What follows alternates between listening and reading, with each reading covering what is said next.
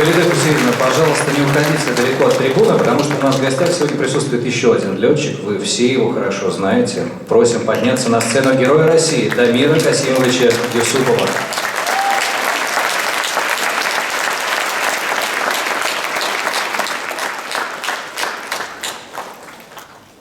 Дамир Касимович, ну вот есть такой один неоспоримый факт, я думаю, все с этим женщины в зале согласятся. Мужчины довольно снисходительно относятся к женщинам-автомобилистам. А вот скажите, как в авиации мужчины-пилоты оценивают работу женщин, коллег? Во-первых, хочу приветствовать Рустама Галиевича, Марата Шакирзяновича, всех спикеров, гостей форума, всех присутствующих. Отдельное спасибо ведущим Лилии и Максиму за ваше обаяние. Очень рад, очень ждал встречи на этом форуме, потому что встреча всегда проходит тепло, дружественно, где мы обмениваемся опытом, заряжаем друг друга информацией, дарим друг другу позитив. Поэтому, Равиль Калимович, спасибо вам большое и вашему представительству за организацию такого мероприятия.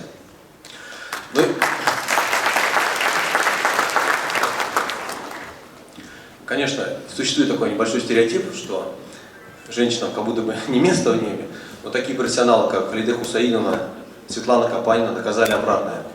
Потому что, летая в небе, я остаюсь действующим пилотом, видно, что большой интерес девушек к полетам. Количество девушек, которые поступают в летное училище, их увеличивается, много выпускниц, и даже летая в небе, слушая фразеологию в эфире, видишь, поражаешься, как много летает девушек. И слыша эти голоса, я на 100% уверен, что такая девушка, женщина, она на 100% готова. Почему?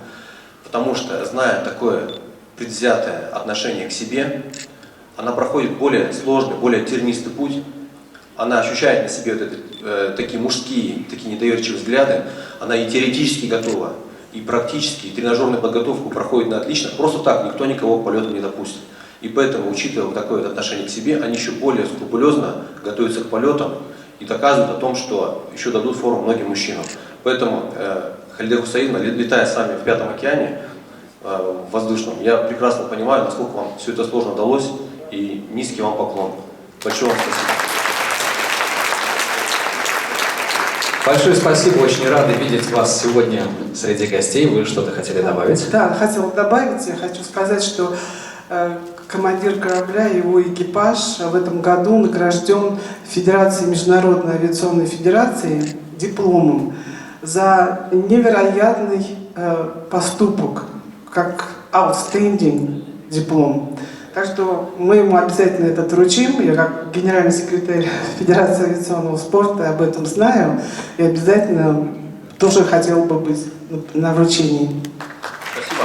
Ну, как небольшое напутствие, хотелось бы сказать, что хотелось бы пожелать, много слов было сказано, да, о том, что нужно двигаться вперед, не отступаться, не сдаваться перед преградами. Хотел бы добавить, что всегда будьте достойными потомками своих предков. Что это такое?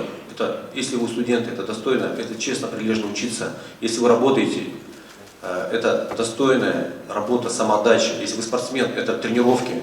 Среди нас находятся великие спортсмены, великие ученые, великие деятели различных сфер.